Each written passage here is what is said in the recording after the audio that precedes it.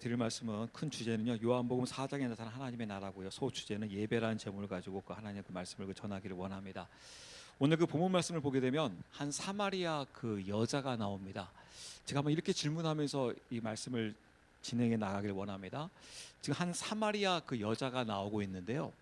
이 사마리아 여자는 과연 하나님을 알고 있는 사람일까요? 모르고 있는 사람일까요? 다시 말씀드려서 하나님을 믿고 있는 사람일까요? 믿지 않는 사람일까요? 한번 우리가 이 말씀을 통해서 이렇게 그 보면서 보기를 원합니다. 과연 하나님을 믿는 사람인지 아닌지, 그 부분에 대해서 하나님께서 지금 한 여자를 만나서 이 여자를 어떠한 그 길로 인도하고 계시는지, 그래서 어디에 참여시키시고 있는지 오늘 그 본문 말씀을 통해서 우리가 보고자 하는데요. 아까 우리가 7절부터 말씀 보았는데 한번 6절 말씀만 볼게요. 6절.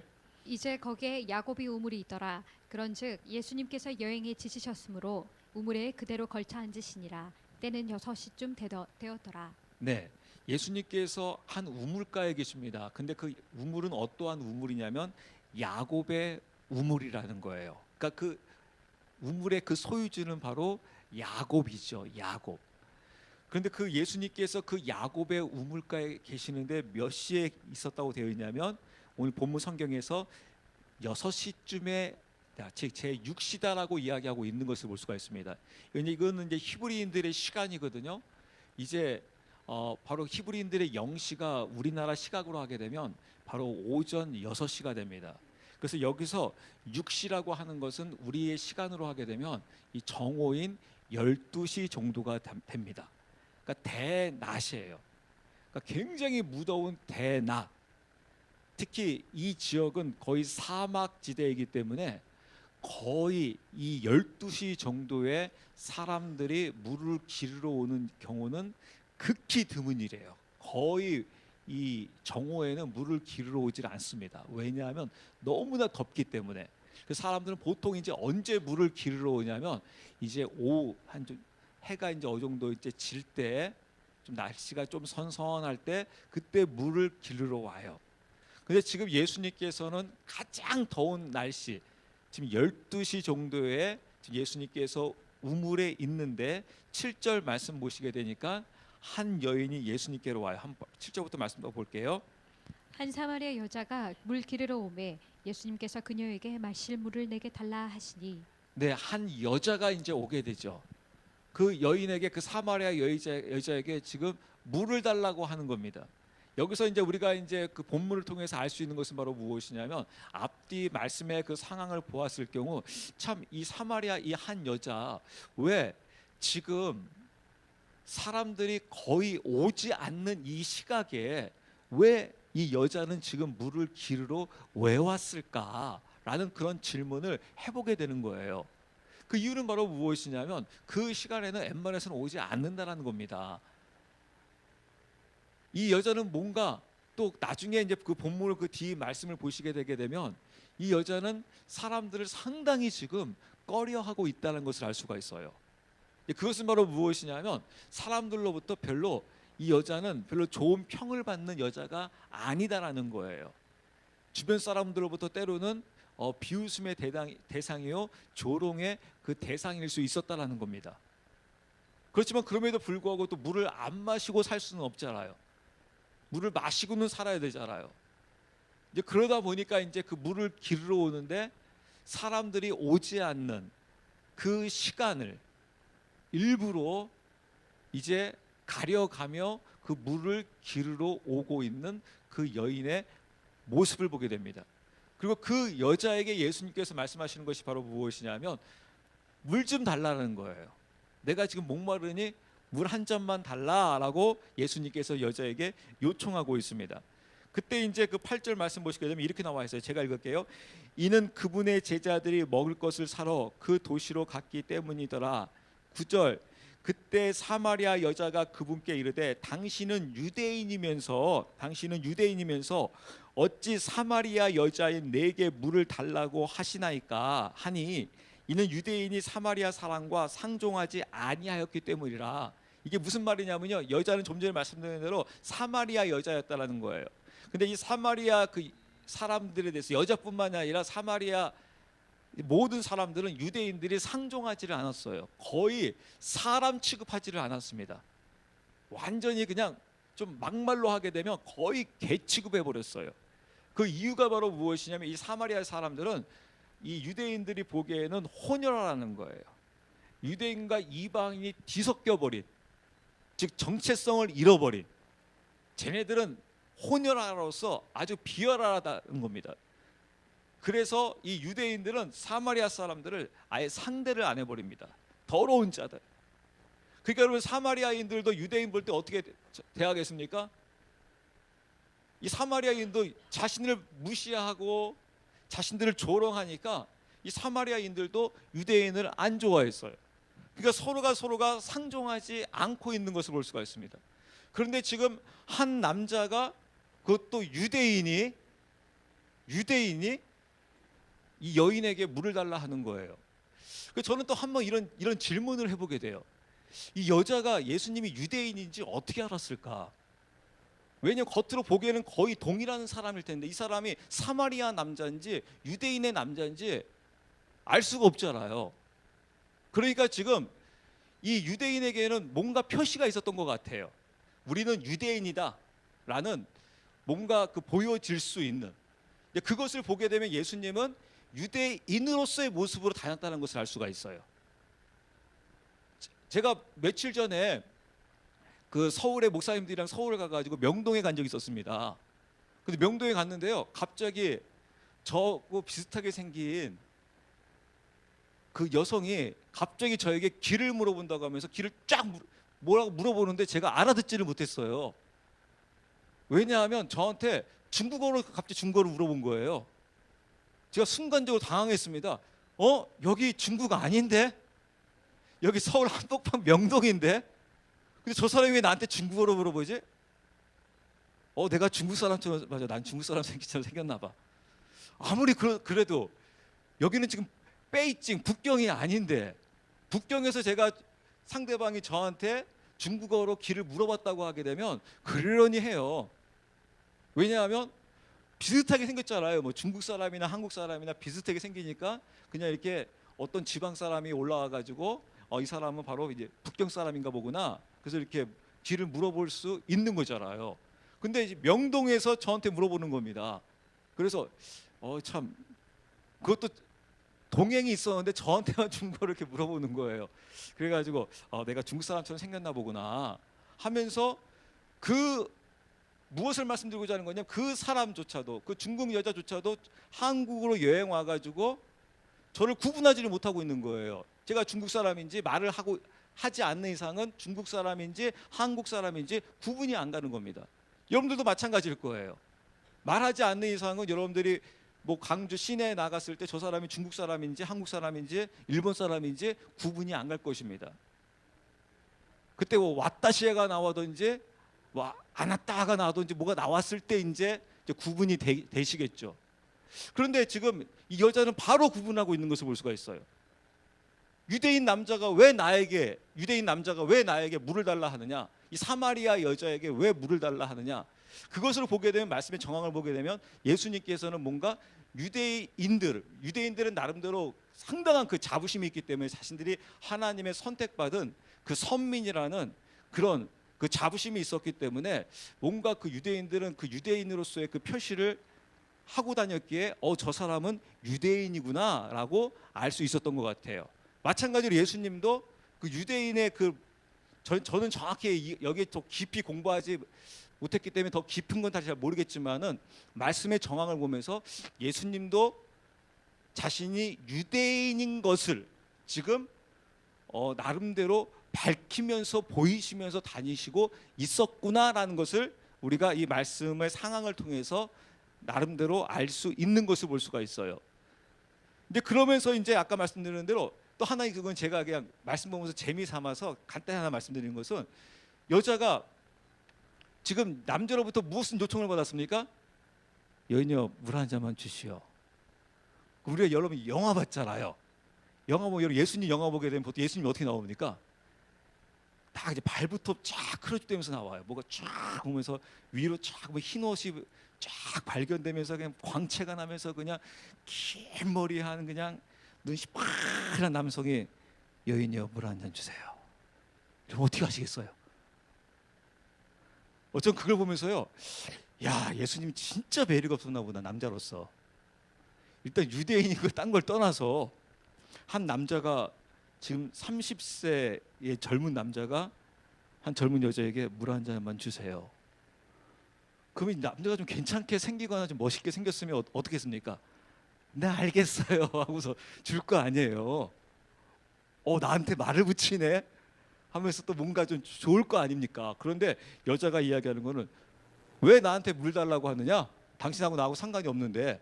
또 그걸로 끝나질 않아요. 그 다음 말씀 한번 보시게 되면 이렇게 나와 있습니다. 10절에 예수님께서 그녀에게 대답하여 이르시되 내가 만약 하나님의 선물을 알고 또 내게 마실 물을 내게 달라 하는 이가 누구인 줄 알았더라면 그에게 구하였을 것이요 그가 내게 생수를 주었으리라 하시니라. 네가 나를 알았다고 하게 되면 주었을 것이다. 한마디로 말할 때 이렇게 이야기할 수도 있어요. 네가 나를 외모를 보고 그냥 완전히 그냥 아니지. 제가 봐도 그럴 것 같아요. 이사야서 말씀 보시게 되면 예수님의 모습은 그냥 깡말랐고 그냥 보잘것없고 볼품없다라고 그 나와 있는 것을 볼 수가 있습니다. 아마 여인이 보기에도 그랬던 것 같아요. 네가 정말 나를 알았으면 물을 주었을 것이다. 근데 넌 지금 나를 지금 알지 못하고 있다. 그러니까 또 여자가 또 이렇게 대답을 해요. 11절에 여자가 그분께 이르되 선생님이여 선생님께서는 여기서 주어입니다. 선생님께서는 물 기를 그릇도 없고 이 물은 깊은데 선생님이 어디서 그 생수를 얻겠나이까? 여기 한 수 더 떠가지고요. 당신에게 지금 무엇도 없다라는 거예요. 물 기를 그릇도 없다라는 거예요. 그릇도 없으면서 나한테 물 달라고 그래? 이 뻣뻣한 이 뭐라고 해야 될까요? 이 뭔가 좀 굉장히 좀 나쁜 놈아 그런 식인 거예요. 그냥 넌 참 눈치도 없다. 아무것도 없으면서 나한테 물 달라고 그래? 그래서 제가 이 장면 보면서 진짜 예수님 매력 없나 보다. 완전히 지금 한 여성한테 무시당하고 있는 예수님의 모습.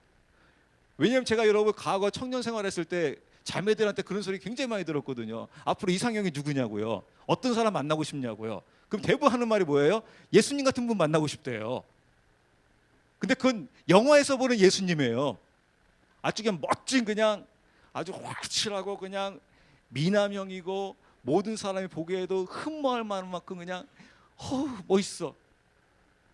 그런 모습이 아니라 지금 여인이 보기에도 당신하고 나하고 상관도 없으면서 왜 물을 달라고 하느냐. 그리고 최소한 예의라도 있어야지.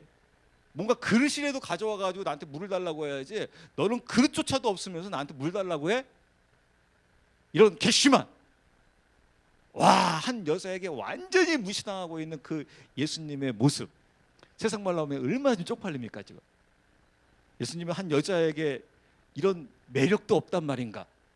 30세의 가장 젊은 이 예수님. 그러니까 여러분 앞으로 여러분이 혹시 뭐 예수님처럼이라고 했을 경우에는 어떤 자여야 됩니까? 모든 사람이 보기에도 흠모할 것이 없고 볼품없고 보잘것없는 그런 남성을 만나시기 바랍니다. 아멘 안 하시네요. 영화상의 여러분 예수님이 아닙니다. 제가 보기에는 아마 냄새도 났는지 몰라요. 왜냐면 제대로 이제 그 더운 날씨에 씻을 수도 없고 거의 단벌 신사잖아요. 그렇게 예수님 뭐 흰 옷 입고 막 먼지 하나 안 묻고 다니는 그런 모습이 아닐 겁니다. 어떻게 보게 되면 그 12명의 제자들을 읽고 다녔다는 것은 뭔가 멋진 모습으로 다니고 있는 것이 아니라 한마디로 말하면 거지들의 왕초의 역할을 하고 있는 거예요. 그런 볼품없는 자들의 그 모습인 것을 볼 수가 있습니다. 그렇지만 이제 오늘 본문에서 굉장히 중요한 말씀들을 이제 하고 있는 것을 볼 수가 있어요. 이제 그 다음 말씀 볼게요. 12절 말씀 보시게 되게 되면 이렇게 나와 있습니다. 우리 조상 야곱이 이 우물을 우리에게 주었고 또 여기서 그와 그의 아이들과 그의 가축들이 마셨는데 선생님이 그보다 더 크니까. 제가 아까 서론에 이렇게 물어봤어요. 과연 이 사마리아 여자는 하나님을 아는 자일까 모르는 자일까 라고 하였을 경우 우리의 결론은 이 사람은 하나님을 아는 여인이었구나. 왜냐하면 그가 이야기하기를 이렇게 이야기하고 있어요. 아까 12절에 우리 조상 야곱이, 그러니까 그는 이 여인에게서 자신의 조상이 누구라는 거예요? 야곱이라는 거예요. 비록 우리가 중간에 혼혈화가 되었지만은 우리의 조상은 야곱으로서 야곱이 이 우물을 주었다라는 거예요. 그래서 이 여인은 한마디로 말하게 되면 나중에 또 그 말씀이 그 이후에도 나오게 되는데, 지금 우리가 우리의 시선으로 보았을 경우 그는 지금 하나님을 알고 있는 자였고 하나님을 믿고 있는 자였다라는 것을 알 수가 있습니다. 그러면서 예수님께 물어보는 거예요. 지금 야곱이 우리에게 준 건데 당신이 야곱보다 더 크니까, 왜냐하면 이 우물은 야곱의 것인데 야곱보다 당신이 더 커야지 이 우물에 대한 소유권을 당신이 주장할 수 있지. 만약에 그렇지 않다고 하게 되면 당신이 이 우물에서 이 소유권을 주장할 수가 없습니다. 왜냐하면 이 우물은 야곱의 것이기 때문에, 하나님께서 야곱에게 주신 것이기 때문에 라고 지금 그 이야기를 하고 있는 것을 볼 수가 있어요. 이제 그 부분에 대해서 여러분 예수님께서 어떻게 반응하는지 보세요. 13절.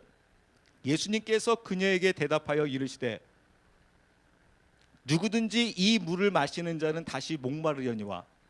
그러니까 지금 우리 눈에 보이는 이 물, 이렇게 마시면 어떻게 된다는 거예요? 잠시 잠깐은 갈증은 해결되지만은 다시 목마르기 때문에 다시 물을 마시게 된다는 겁니다. 그러나 이제 14절 말씀 보시게 되면 누구든지 내가 줄 물을, 즉 주님께서 주시는 물을 마시는 자는 결코 결코 목마르지 아니하리니 내가 줄 물은 그 사람 속에서 솟아나는 우물이 되어 영존하는 생명에 이르게 하리라 라고 하면서, 지금 여인은 지금 눈앞에 보이는 물을 가지고 이야기하고 있는데 예수님께서는 그 물을 토대로 해서 무엇을 이야기하고 있냐면 참된 생명의 생명수를 가지고 말씀하고 있는 것을 볼 수가 있습니다. 그러면서 네가 지금 네 눈에 보이는 이 물은 잠시 잠깐은 갈증을 해결하지만 다시 갈증이 생겨서 다시 마실 수밖에 없지만 내가 주는 물을 먹게 되면 영원토록 목마르지 아니하리라 라고 하는 이 영조라는 생명수를 예수님께서 지금 여인에게 제시하고 있는 것을 볼 수가 있어요. 그때 이제 15절에 여자가 이제 이렇게 반응합니다. 15절에 여자가 그분께 이르되, 즉 예수님께 이르되 선생님이여. 여자는 계속해서 예수님을 아직 무엇으로 고백하고 있냐면 Sir, 이 선생님 이렇게 하고 있는 것을 보십니다. 선생님이여, 이 물을 내게 주사 내가 목마르지 않게 하시고 또 여기로 물 길러 오지 않게 하소서. 그런 물이 있단 말이에요. 앞으로 안 마셔도 영원토록 목마르지 아니할 수 있는 물이 있단 말이에요. 그렇다면 그 물 나한테 주세요 라고 하면서 달라는 겁니다. 그때 예수님께서 완전히 상황을 완전히 반전을 시켜버려요. 이상한 말씀을 하십니다. 무슨 말씀을 하시냐면요, 예수님께서 그녀에게 이르시되 가서 내 남편을 부르고 여기로 오게 하라. 갑자기 네 남편을 데리고 오라는 거예요, 여인에게. 그러면서 여자가 이렇게 이야기합니다. 여자가 응답하여 이르되 나는 남편이 없습니다 하매 예수님께서 그녀에게 이르시되 나는 남편이 없나이다 하고 말 잘하였도다. 18절. 내게 5의 남편이 있었고, 이 과거형입니다. 여인에게는 몇 명의 남편이 있었다라는 거예요. 과거에 5명이 있었고 지금 4개 있는 자도 내 남편이 아니다. 그러니까 지금 현재 남편이 있는 거예요, 없는 거예요? 현재는 있는 거예요. 6번째가 있긴 있는 거예요. 근데 이 6번째도 너에게 있어서는 아니다 라는 거예요. 이건 곧 뭐 한다라는 거예요? 곧 이제 또 여자가 이제 갈아치울 거라는 거예요, 이제. 그러니까 이 여자의 지금 어떻게 보게 되면 이 허물이 확 드러나고 있는 것을 볼 수가 있습니다. 그 제가 아까 제 서두에 제가 왜 이 질문을 했냐면, 여러분 이 여자는 과연 예수 믿는 사람일까요? 예수가 아니라 하나님을 믿는 사람일까요? 아닐까요? 라고 제가 첫 질문했었어요. 하나님을 아는 사람일까? 하나님 모르는 사람일까요? 라고 했을 때 여자는 하나님을 아는 사람이라는 거예요. 그래서 그 야곱의 우물에서 그 우물을 길렀고 그곳에 유대인이 와서 물을 달라고 하게 되니까 이 우물은 바로 야곱, 우리의 조상이 야곱이 주신 것이다. 즉 이 야곱의 우물을 누가 주었느냐? 하나님이 야곱에게 주었다. 이 야곱에게 준 이 우물을 바로 지금 우리 사마리아인 우리한테 주었다. 그래서 우리는 지금 하나님을 믿고 있는 자라는 거예요. 그때 예수님께서 이제 그 우물 이야기를 하시면서 생명수 이야기를 하게 되니까 여인이 바로 어떻게 반응합니까? 그 생명수 달라는 거예요. 그거에서 긍정적으로 달라라고 합니다. 그때 예수님께서 남편을 데리고 오라는 거예요. 즉 여인에게 있어서 가장 큰 상처, 가장 큰 흠, 그것을 지금 딱 들춰버리고 있는 것을 볼 수가 있습니다. 그러니까 여기서 우리가 이런 질문을 하게 되는 거예요. 이 여인 하나님 아는 사람이라며? 또 나중에 보게 되면 하나님 앞에 예배까지 했다는 걸 알 수가 있어요. 하나님 예배한 사람이 어떻게 남편이 5명, 6명씩이나 갈아치워 버렸어? 즉 세상에 완전히 쾌락 속에 살고 있었다라는 거예요. 향락 속에 살고 있는 여인이었다라는 거예요. 세상에 만족하지 못하고, 그래서 그 여인이 물을 기르러 올 때도 제6시, 즉 정오에 왔다는 것이죠. 사람들을 피해서. 왜냐하면 사람들로부터 이 여인은 비난받고 있었다라는 거예요. 조롱받고 있었다라는 거예요. 누구를 믿음에도 불구하고, 하나님을 믿음에도 불구하고 조롱받고 있었다라는 거예요. 그래서 이 여인은 사람들이 다 싫어요. 자기를 비난하고 있는 자들을 싫어요. 자기를 조롱하는 자들을 싫어요. 그 사람 만나고 싶지 않아요. 그래서 하나님을 믿어도 얼마든지 이렇게 살아갈 수가 있구나. 제가 지금 무엇을 지금 이 말씀을 통해서 여러분들 터치해드리고 있냐면, 지금 예수님은 지금 이 여인을 하나님 믿는 자로 보고 있는 것이냐, 아니면 한 죄인으로 보고 있느냐, 그것을 우리가 여러분 아셔야 한다는 겁니다. 지금 이 예수님께서는 이 여인을 지금 하나님 믿는 자로 보고 있는 것이 아니라 한 연약한 여인이면서 죄인으로 보고 있다라는 거예요. 인간은 그렇다. 너뿐만 아니라 모두가 다 너희는 죄인이다. 너도 죄인이다라는 것을 지금 보여주고 있어요. 너는 하나님을 믿기 때문에 뭔가 너는 조금 더 의로울 거야, 조금 더 나을 거야 라는 것을 예수님께서 지금 그 부분을 세워주고 있는 것이 아니라, 그게 바로 너의 모습이야. 네가 지금 야곱의 우물을 거론하고 있고 하나님을 거론하고 있고 영원한 생명수를 먹고 싶어하고 있지만은 먼저 해결돼야 될 것이 있다라는 거예요. 그것은 바로 무엇이냐면 생명 대신 예수님을 만나야 한다라는 거예요. 생명 대신 예수님을 만나려고 하게 되게 되면 네 죄 가지고는 생명 대신 예수님을 만날 수 없다라는 거예요. 그 죄를 그대로 간직한 상태에서는 생명 대신 예수님을 만날 수 없다라는 겁니다. 그런데 이제 그 여자는 예수님을, 즉 생명이신 예수님을 만나기 전까지는 얼마든지 하나님 만날 수 있다고 생각했던 거예요. 왜냐하면 조상 대대로 우리는 하나님을 믿었고 나도 지금 하나님을 믿고 있고, 여러분 모태로 치게 되게 되면 저 나름대로 제가 긍정한 것 중에 하나가 있어요. 그래도 내가 4대지, 예찬아 너 5대야. 근데 이게 유대인한테 가게 되면요 찍소리도 못해요. 너 몇 대야? 5대야. 우리나라에서는 우와 하는데 5대 가지고 너 몇 대인데? 난 20대야 50대야. 뭐 이렇게 비교가 안 됩니다. 그냥 거긴 조상 대대로 그냥 계속해서 믿어왔기 때문에. 즉 지금 생명 대신 예수님을 지금 만나지 아니한 상태에서 얼마든지 나름대로 신앙생활 할 수 있었다라는 거예요. 그러나 그가 지금 생명 대신 예수님을 만나기 위해서는 그 죄 문제가 해결되어야 한다는 거예요. 이 여인에게서 가장 큰 죄, 이 죄가 해결되지 않으면 생명 대신 지금 예수님을 만날 수가 없는 것입니다. 그래서 예수님께서는 그 여인의 지금 그 죄를 정확하게 딱 지적했습니다. 맞다. 너에게는 5명의 남편이 있었다. 그리고 지금 있는 6번째 남편, 그 남편도 너의 남편이 아니다. 맞다라고 하면서 그 죄를 들추어요. 근데 여러분 중요한 게 있습니다. 제가 이 복음을 깨닫고 너무너무 감사했던 게 바로 무엇이냐면요. 저는 종종 이런 생각한 적이 있었어요. 특히 저는 이게 교회 이렇게 청소하면서 여러분들 예를 많이 말씀드려야 되는데 할 때마다가 아이 새로 짓는 게 나. 아무리 닦아도 아무리 해도 거기서 거기야. 차라리 그냥 확 밀어버리고 새로 딱 짓게 되면 너무너무 간단해.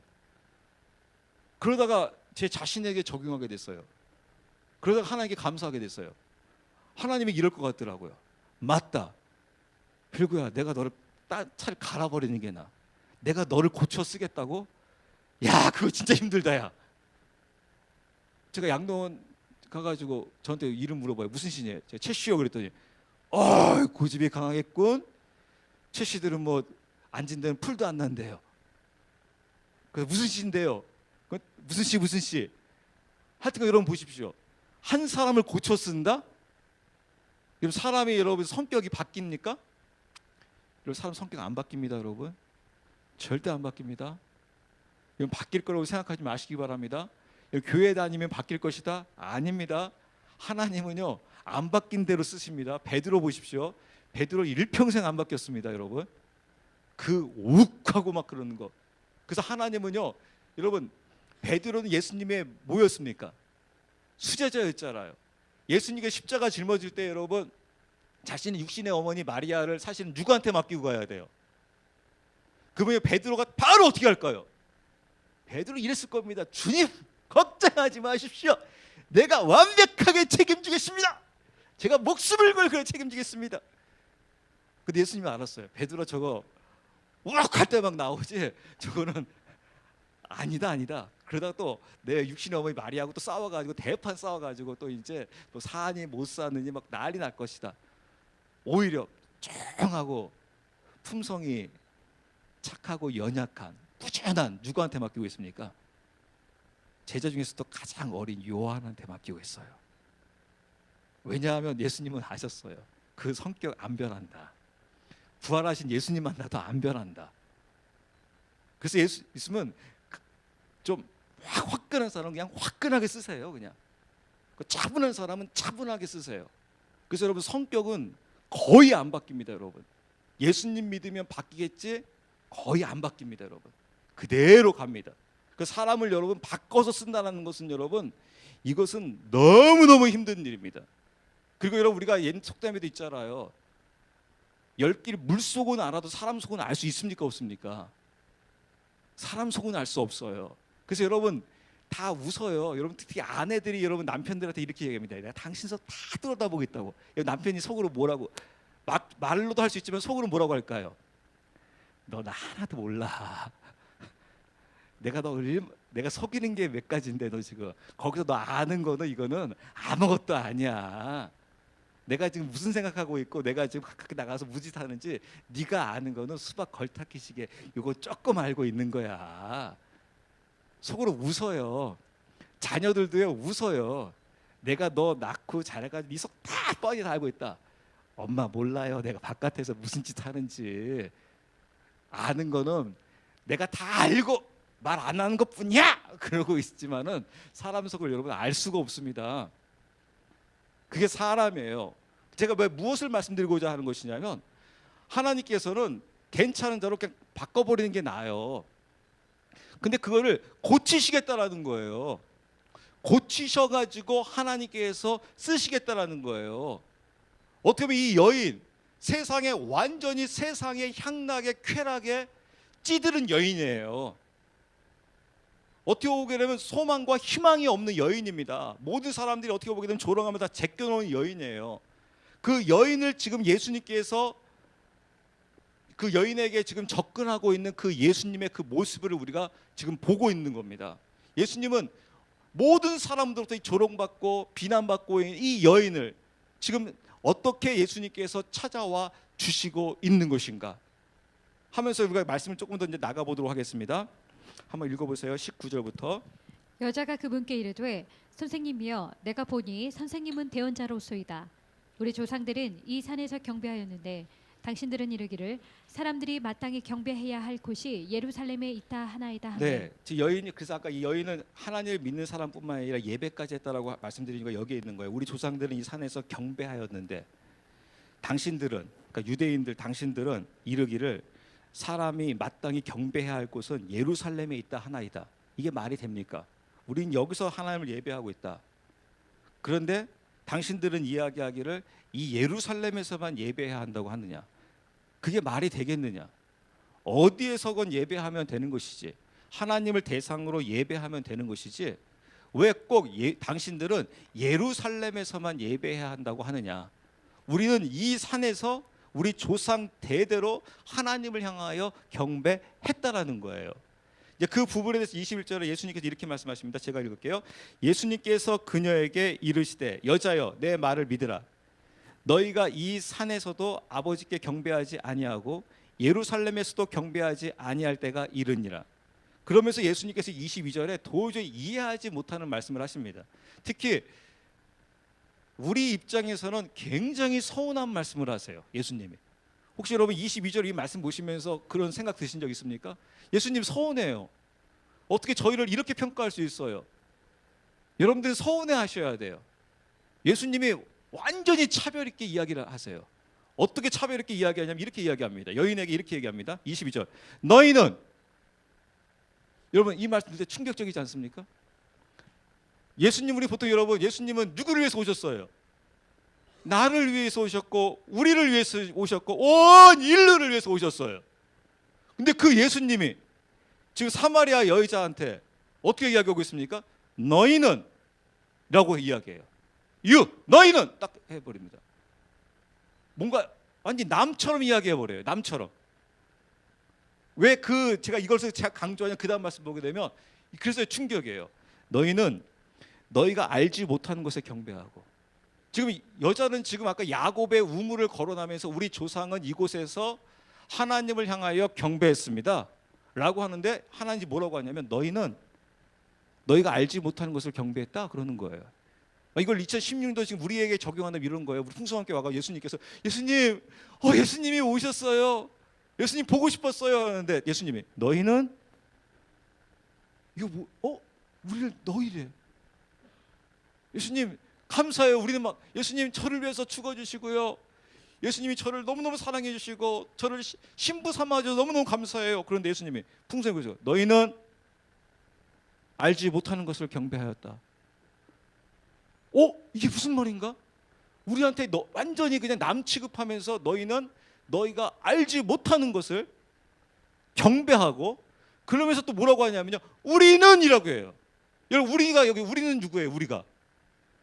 예수님이 뭐라고 하냐면 우리 유대인은 우리는이라고 이야기해버리고 예수님께서 사마리아인은 너희는이라고 해버리고 있는 거예요. 와 이때 여러분 얼마나 배신감이 느껴집니까? 그냥 저는 그냥 굉장히 배신감이 느껴지는 거예요. 어떻게 예수님 어떻게 이럴 수 있어요? 사마리아 여자한테는 지금 너희는 너희가 알지 못하는 것을 경배하고 우리는 우리가 경배하는 것을 안돼요. 우리는 안 돼요. 유대인들은 알면서 예배했대요. 너희는 모르면서 하고 있대요.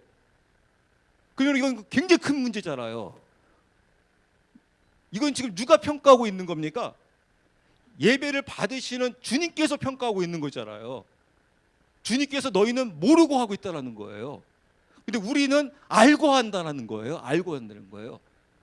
그러니까 지금 이게 누구에게 있다라는 거예요.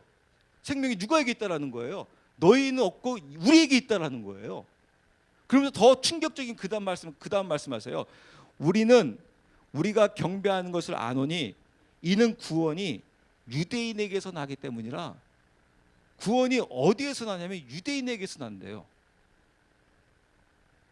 우리는 하나님만 믿으면 되는 걸로 생각했었는데 사마리아 여인도 우리는 하나님을 믿고 하나님에 경배하고 있는데 하나님께서는 너희가 알지 못하면서 경배하고 있다.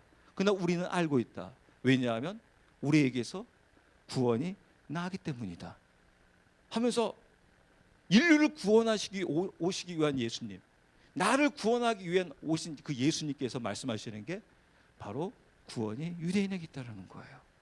근데 여러분 이것을 여러분들이 오해하지 말고 잘 들으셔야 돼요. 그것은 바로 무엇이냐면 예수님께서 지금 차별 대우하고 있는 것이 아니다라는 겁니다. 온 인류를 예수님의 선택한 그 생명을 통해서 온 인류를 구원하시겠다라는 거예요. 이게 무슨 말씀이냐면요, 저는 이것을 볼 때마다 너무너무 감동받고 너무너무 감사한 게 바로 이거예요. 하나님께서는 한 번 선택한 민족 절대 버리시지 아니하신다. 어떠한 상황 속에서 마음에 든다 안 든다 해가지고 버리시지 아니하신다. 하나님은 반드시 회복해가지고 하나 만드신다. 만약에 하나님께서 내가 너를 선택했음에도 불구하고 유대인들 너희도 끝나버렸어 하고 딱 칼날을 도려내시고 이제부터는 네가 한번 시작해봐라. 풍성한 교회 너희가 한번 시작해봐. 한국 너희도 한번 시작해봐. 미국 너희 한번 시작해봐. 그러면 저희는 결론을 알고 있어요. 어떻게 된다는 것을요? 나도 잘린다는 것을요. 나도 하나님의 칼날에 도려 낼 수밖에 없다는 것을요. 왜냐하면 저는 유대인보다 나을 게 하나도 없기 때문에 그렇습니다. 저는 저 사람보다 나을 게 없기 때문에 그렇습니다. 하나님의 칼날에 잘려 나가는 대상이라고 하게 되면 거기에 다 잘려 나가게 될 겁니다. 이미 성경에서는 증거하고 있습니다. 의인은 없나니 한 사람도 없다라는 거예요. 여인에게도 그 이야기를 가르쳐주고 있는 거예요. 비록 네가 하나님을 경배하고 하나님을 찬양했었지만은 너에게 남편 5이 있었다. 넌 지금까지 향락 속에 살고 있었다. 쾌락 속에 살고 있었다. 그러니까 네가 감히 어디서 나한테, 그게 아니에요 지금. 그럼에도 불구하고예요. 그럼에도 불구하고 내가 지금 너를 이 자리로 오게 하고 있다라는 거예요. 너를 이 자리로 오게 하고 있다라는 거예요. 그래서 하나님께서 이 모든 것들을 회복시키시겠다라는 거예요. 그래서 여러분 계시록의 회복은 바로 어디에 회복이냐면 창세기 1장의 회복이에요. 하나님께서 회복하시겠다라는 거예요. 그렇기 때문에 여러분 이 최 목사인 저도 이 자리에 쓸 수 있는 것이고 여러분 한 분 한 분도 이 자리에 앉아 계실 수 있는 것입니다. 왜냐하면 하나님께서 하나님의 궁극적인 목적은 바로 무엇이냐면 회복에 있기 때문에 그렇습니다. 하나님께서 칼날 드시기 시작하게 되게 되면 그때는 남아있을 자가 아무도 없다라는 거예요. 나중에 하나님께서 칼날 드시겠다라는 거예요. 그때는 주님께서 재림하실 때 그때는 칼날 들겠다라는 거예요. 그렇지만 그 전까지는 주님께서 요구하시는 것은 바로 무엇이냐면 누구든지 빨리 돌이켜서 회개하여 주님께로 나오라는 거예요. 그게 주님께서 말씀하시는 겁니다. 빨리 회개하여 주님께로 오라. 이게 여러분 성막으로 치게 되면 빨리 하나님의 은혜, 이 은혜에는 누구든지 올 수 있다라는 거예요. 어떠한 악한 자도 이 은혜 안으로 다 들어올 수 있다라는 거예요. 이게 하나님의 축복입니다. 여러분 아멘이십니까? 선택받은 자만 지금 들어올 수 있는 것이 아니라 이 하나님의 이 은혜의 자리에는 모두가 다 들어갈 수가 있어요. 천하의 어떠한 악인이라 할지라도 모두가 다 들어올 수 있다는 겁니다.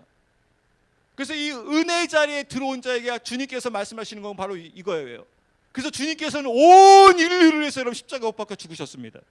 나를 위해서 십자가에 못 박혀 돌아가신 동시에 온 인류를 위해서 예수님께서 십자가에 못 박혀 돌아가셨습니다. 그 십자가의 그 은혜를 깨달은 자들은 모두를 주님께서 초청하십니다. 그 초청한 자를 오시게 하시면서 그에게 말씀하시는 겁니다. 네가 나를 만나야 한다라는 거예요. 그 만나기 위해서는 그 죄가 해결되어야 한다는 겁니다. 그 죄를 해결하기 위해서 주님께서 우리를 어디로 이끄시냐면 바로 이 번제단인 예수님의 보혈로 우리를 이끌어주고 있는 겁니다. 이 보혈로 우리를 이끌어 주셔서 우리의 이 죄의 문제가 해결되어져야 하기 때문에 그렇습니다. 왜냐하면 지금 이 시각에도요, 놀라운 것은 바로 무엇이냐면요, 이 마귀라고 하는 이 용은요 지금도 우리를 참소하고 있습니다. 고소하고 있습니다. 하나님의 무엇을 내서 고소한 줄 아십니까? 하나님의 공의를 내서서 고소합니다. 하나님은 공의 하나님이지 않습니까? 끝내버리십시오. 저 최 목사 끝내버리십시오. 하나님, 이 한국이라는 나라 하나님 끝내십시오. 죄가 만연합니다. 하나님은 죄를 그대로 둘 수 없으시지 않습니까? 그런데 가만히 두시렵니까? 끝내십시오. 끝내십시오.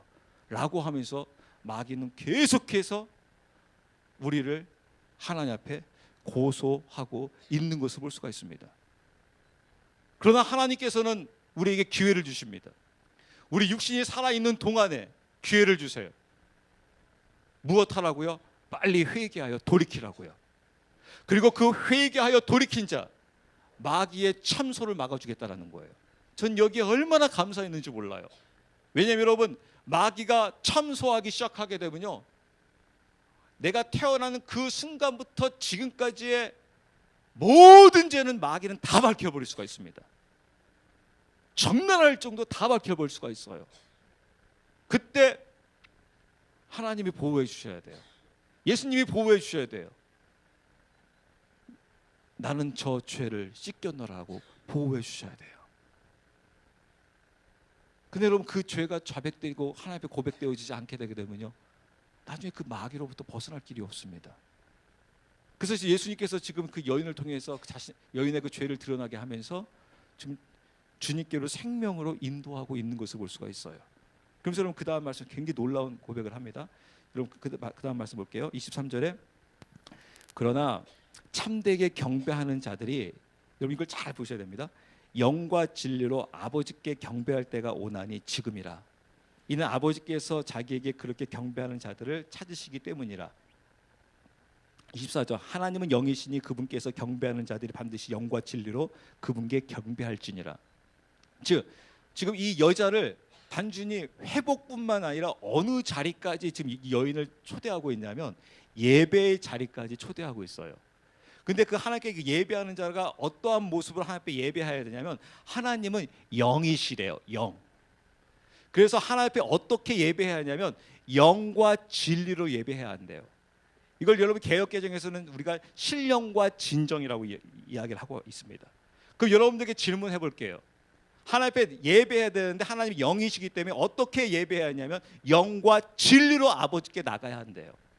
그럼 여러분, 어떻게 영과 진리로 아버지께 나갈 수 있나요? 정성을 다하면 나갈 수 있나요? 그거는 참이 아닙니다. 거짓입니다. 모든 종교에서는 다 정성을 강조합니다. 근데 여러분, 정성이 여기에 본질이 아니에요. 그건 단순히 하나의 부속물에 불과합니다. 여기서 영과 진리로 나간다는 걸 여러분 어떻게 해석하고 어떻게 나가시겠어요? 전 여기에 그 질문을 해보는 거예요. 영과 진리로 나오라고 하는데 우리가 찬양할 때 신령과 진정으로 주님 영과 진리로 주님 앞에 나아가요. 받아주세요. 영과 진리로.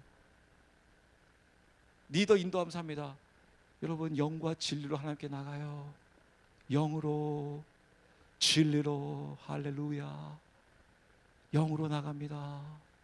진리로 나갑니다. 주님, 영으로 나가요. 진리로 나가요. 그 영과 진리로 나갈 수 있나요?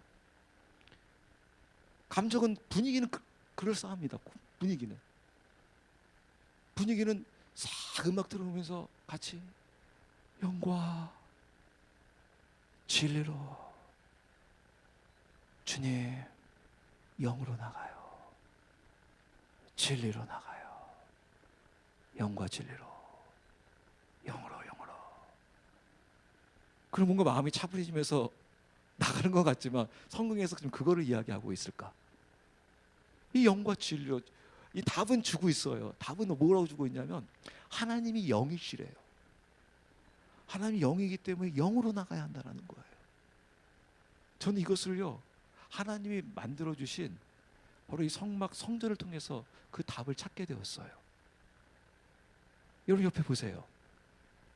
옆에 보시게 되게 되면 여기서 여러분 영이 나옵니다. 영.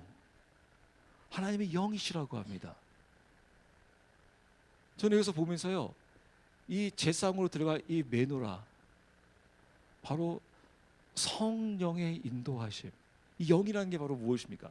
하나님은 영이시니 너희가 영으로, 요한복음에서도 이야기하죠. 너희가 어떻게 해서 거듭날 수 있느냐? 물과 성령으로. 성령이 나에게 임하심으로. 성령이죠. 성령. 나에게 그 성령과, 그럼 진리가 여기서 뭐예요? 진리는 바로 예수님이에요. 근데 여러분, 그 예수님이 바로 무엇입니까? 요한복음에서 이야기했죠. 나는 말씀이다라고 이야기하고 있죠. 예수님이 진리고 그 예수님은 말씀이다. 그 요한복음 1장에 나와 있잖아요. 그래서 하나님께서 창조할 때도 무엇으로 창조합니까? 말씀으로 창조했다는 것은 바로 무엇이냐면요, 하나님 창조할 때는 그 말씀, 즉 이렇게 선포된 말씀이기도 하지만은 바로 예수님으로 창조했다라는 거예요. 예수님의 말씀으로 창조했다라는 거예요. 그래서 진리는 바로 예수님이고 그 예수님이 바로 무엇입니까? 말씀이잖아요. 그러니까 이 영과 진리하는 게 바로 뭐예요? 성령과 말씀으로, 즉 성령과 예수님으로, 즉 그리스도와 성령으로 나아갔을 때 무엇이 이루어지게 됩니까? 예배가 이루어진다고 하잖아요. 여러분, 향단이 바로 무엇입니까, 여러분? 향단이 예배하는 거잖아요. 이 향단이 어디로 들어가냐면 이렇게 말씀과 매너랄 성령의 인도함 받았을 경우 이 향단이 드디어 어디로 들어가게 됩니까? 지성소로 들어가게 됩니다.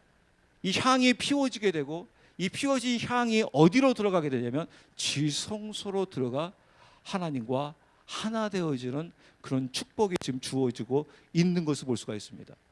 왜냐하면 여러분, 이것은 제가 만든 것이 아니라 하나님이 디자인하신 하나님의 집이에요. 계시록에서도 마지막에 하나님의 그 집 성소에 대해서 이야기하고 있는 것을 볼 수가 있습니다. 그래서 하나님께서 이 성소는 하나님의 백성들이 어떻게 하면 하나님을 만날 수 있게 하느냐, 즉 하나님을 만나는 예배의 장소예요. 그것을 지금 이 여인에게 알려주고 있는 것을 볼 수가 있습니다. 네가 실 영과 진정으로, 즉 영과 진리로 나에게 나와 예배할지니라. 아버지는 영이시니 라고 했을 경우 좀 전에 말씀드린 대로 그 말씀과 성령의 인도함을 받고 있는 자가 그 예배의 자리로 나아가 주님 앞에 하나 되어지는, 경배에 올려드려져서 그 그리스도 안에서, 즉 하나님의 영 안에서 하나 되어지는 그 축복을 지금 이 여인에게 제시하고 있는 것을 볼 수가 있습니다. 그때 여러분, 여인에게 굉장히 중요한 이야기를 하십니다. 그것에 대해서 여인이 놀라운 고백을 해요. 뭐라고 고백하니 25절에 굉장히 중요한 고백을 합니다. 여자가 그분께 이르되 메시아 곧 그리스도라 하는 분이 오실 줄을 내가 아노니 그분께서 오시면 모든 것을 우리에게 말씀하시리이다. 즉 그리스도가 오시면, 메시아라는 그리스도가 오면 바로 이 일이 이루어지지 않습니까? 지금 당신이 말하고 있는 이 일이 영과 진리로 예배해서 아버지께로 나아가는, 그래서 하나 되어지는 그 축복이, 그 경배의 자리가 누가 오심으로 그것이 이루어진다라는 거예요. 메시아 그리스도가 오심으로 이 일이 이루어지지 않습니까? 하고 그 여인이 고백하는 거예요. 그러니까 그들은 지금 누구를 기다리고 있는 거예요? 왕이 오신다라는 거예요. 그리스도가 오신다라는 거예요. 그래서 그때 예수님께서 뭐라고 말씀하시냐면 26절 이렇게 얘기합니다. 예수님께서 그에게 이르시되 내게 말하는 이는 내가 그리스도라 하시니라. 내가 바로 이 예수인, 내가 바로 그리스도다라고 이야기하고 있는 것을 볼 수가 있어요. 내가 바로 너의 주인이다라는 거예요. 그 자가 바로 나가는 겁니다. 그래서 마지막 제가 정리해 드린다고 하게 되면요, 저는 지금 여러분들에게 이 말씀과 즉 진리와 영으로 통해서 향단을 통해서 하나님 앞에 예배하는 하나를 말씀드렸습니다. 근데 여러분, 예수님께서 지금 중요하게 말씀하시는 것이 바로 무엇이냐면 이렇게 말씀과 진리로, 즉 말씀과 성령의 인도함 받는 자가 누구냐면요, 바로 번제단과 물두멍의 신앙이 있는 자라는 거예요. 이 물두멍의 신앙이 바로 무엇입니까? 아까 여인에게 고백시키잖아요. 너에게 남편이 있다. 그 죄가 있다. 이 죄를 해결해야 한다. 이 죄가 어디서 해결되어집니까? 이 번제단인 예수 그리스도의 보혈에서 해결되어져요. 예수 그리스도의 보혈에서 회개하면서 죄를 돌이키면서 이 문제가 해결되어져요.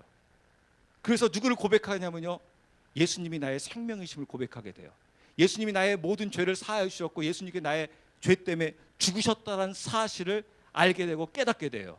즉 나를 위해 십자가에 돌아가신 예수님을 만나게 된단 말입니다. 근데 그 십자가에서 그 만난 그 예수님을 주님께서는 어느 자리로 인도해 주시냐면요, 물두멍으로 인도해 주세요. 그 예수님이 생명 되신 그 예수님이 바로 누구라는 사실을 알려주고 있냐면 그가 바로 그리스도다라는 걸 알려주고 있는 거예요. 부활하신 그리스도다, 너의 왕이다. 그리고 너의 주인이 바로 그리스도다. 그래서 사도 바울이 고백하는 겁니다. 내가 날마다 내가 죽노라 라고 고백하는 게 바로 무슨 고백입니까? 이 물두멍의 고백이에요. 예수 그리스도를 만난 자로서 내가 죽습니다. 그리고 나의 머리는 이제 그리스도이십니다. 그래서 내가 그리스도와 함께 십자가에 못 박혔나니, 즉 번제단에 못 박혔나니, 그런즉 이제는 내가 사는 것이 아니요, 내가 어떻게 됐습니까? 내가 죽었고, 즉 내 자아가 물두멍에서 죽었고, 오직 나에게 나오는 이는 누구다? 그리스도입니다 라고 이 그리스도임을 믿고 있는 자, 그리스도가 주인인 자, 그가 이제 어디로 들어가고 있습니까? 성소로 들어가서 말씀의 인도함을 받기 시작합니다. 말씀이 그를 움직이기 시작합니다. 왜냐하면 그 그리스도가 주인인 자에게 그 주인의 말씀이 들어오게 되면 그 주인의 말씀이 이제 살아서 움직이기 때문에 그렇습니다. 근데 여러분, 그 주인이 아닌 자에게 그 말씀이 들어와도 살아서 움직이지 않습니다. 왜요? 말씀은 주인이 종에게 준 거기 때문에 그렇습니다. 종은 자기가 죽은 자입니다. 자기가 살아있는 상태에서는요, 주인의 말이 나에게 들어오지 않습니다. 내 머리로 나의 이익에 따라서 내가 계산하고 거기에 따라주고 하는 건 그건 주인이 아닙니다. 그건 단순히 상사와 부하 직원의 사이입니다. 그러다가 내 이해 타산이 맞지 않으면 난 언제든지 그만둘 수 있는 겁니다. 그건 믿음이 아닙니다. 그건 회사입니다. 그래서 주님께서 우리를 이 주님의 길로 인도하고 있는 것을 볼 수 있어요. 그래서 저는 저의 모든 사명 바로 이 사명이에요. 여러분, 한 분 한 분들을 번제단인 예수님께로 인도하는 거예요. 이 번제는 예수님을 만나게 하는 겁니다. 생명 대신 예수님을 만나게 하는 것입니다. 그리고 생명 대신 그 예수님을 만난 자는 바로 어디로 가게 하냐면 물두멍으로 나가게 해서 그리스도가 왕이심을 깨닫게 하는 것입니다. 이것이 여러분, 내가 성전으로서 이것을 내가 이 번제단과 물두멍이 나에게 살아있어야 됩니다. 이것이 살아있지 않게 되면 설사 내가 성전이라고 하더라도 나중에 멸망당합니다. 왜냐하면 그 성전은 반드시 더럽혀지기 때문에 그렇습니다. 이 번제단과 물두멍이 살아있지 않은 성전은요, 나중에는요 기왓장 하나 남기지 아니하고 완전히 다 무너지게 되어 있습니다. 마귀에게 그냥 점령당하게 되어 있습니다. 왜냐하면 우리가 이 세상에 육을 갈고 살고 있는 한 계속해서 죄는 침투에 들어오기 때문에 그렇습니다. 들어오기 때문에 방법은 무엇밖에 없습니까? 계속 씻는 방법밖에 없습니다. 제가 요새 길거리 보면서 생각을 합니다. 저 우리나라 좀 이랬으면 좋겠어요. 담배값을 우리가 10만 원으로 올리자. 10만 원도 좀 싸요. 한 20만 원을 좀 올리자. 왜냐면 제가 요새 느끼는 건 바로 뭐냐면, 차 속에 담배째 버리는 데가 있어도 거의 요새는 사람들이 차 속에다 자기 담배째에다 안 버려요. 이상하게 다 문 열고 이거예요. 이거 길거리 있는 사람들도요, 버리는 다음에 턴 다음에 자기 주머니에다 안 집어넣어요. 다 길거리에다 버려요. 다 길거리에다가. 거의 제가 가져가는 사람을 못 봤습니다.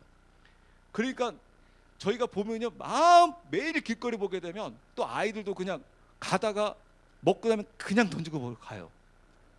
좀 예의 있는 사람은 위에다 이렇게 올려놓고 가요. 또 커피 먹고 이렇게 착 딱 올려놓고 갑니다. 착 올려놓고 갑니다. 예의 있는 사람은 올려놓고 가고 예의 없는 사람은 던지고 가고 하여튼 막 버리고 갑니다. 그러니까 여러분, 매일매일 제가 새벽녘 끝나게 되게 되면요, 매일 청소하는 분들이 매일 죽고 다녀요. 방법은 그것밖에 없더라고요. 왜냐하면 방법은 치우는 방법밖에 없어요. 안 버려지면 좋을 텐데 이게 안 버려지는 건 거의 불가능하게 됐어요.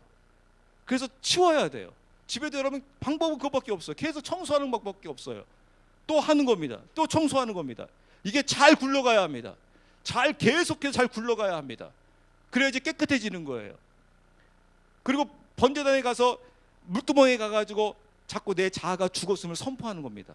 왜냐하면 다시 막 쑥쑥 올라와요. 아무리 죽었다고 고백하더라도. 그래서 어떤 분이 이랬다고 하잖아요.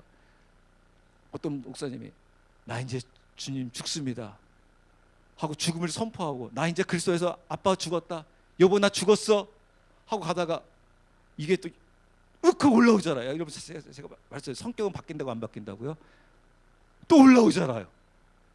그럼 그때 딱 그걸 보고 있는 아내가 이렇게 이야기한다고 합니다. 죽었다며? 살아있네? 멀쩡하네? 그럼 그때 이제 또 좌절하는 거예요. 내가 죽었는데. 저도 이걸 한두 번 하는 게 아니에요. 그래도 여러분 계속 어떻게 합니까? 계속 죽었음을 선포해 나가는 거예요. 저는 그리스도 안에서 죽었습니다. 또 살았네. 그래도 또 죽었습니다. 하면서 이것이 계속해서 살아서 꿈틀이고 이것이 활발하게 움직일 때 여러분 어떻게 되겠습니까? 물론 죄에 지을 수 있습니다. 그렇지만 바로 돌이킵니다. 또 때로는 그 죄를 물리칠 수 있습니다. 왜냐하면 이 번제단과 물두멍이 살아있기 때문에 그렇습니다. 여러분 그리스도의 성전이십니다. 여러분 이 성전이신 여러분들이 이 보혈과 예수님이라는 보혈과 그리스도라는 이 주가 여러분 안에서 살아서 움직이셔야 합니다. 그러면 여러분에게 드디어 이제 말씀이 비춰지기 시작할 것입니다. 보여지기 시작할 것입니다. 그리고 성령이 역사하기 시작하면서 성령의 열매를 여러분들이 맺기 시작할 것입니다. 그때 나도 모르게 하나님 앞에 예배하고 있는데 주님께서 말씀하신 대로 먼저 그의 나라와 의를 위한 기도가 나도 모르는 사이에 나오고 있을 겁니다. 하나님 그것을 받으시고 있을 것입니다. 하나됨을 느끼시게 될 것입니다. 그것을 지금 주님께서 이 사마리아 여인을 초청하듯이 여러분을 초청하고 있습니다.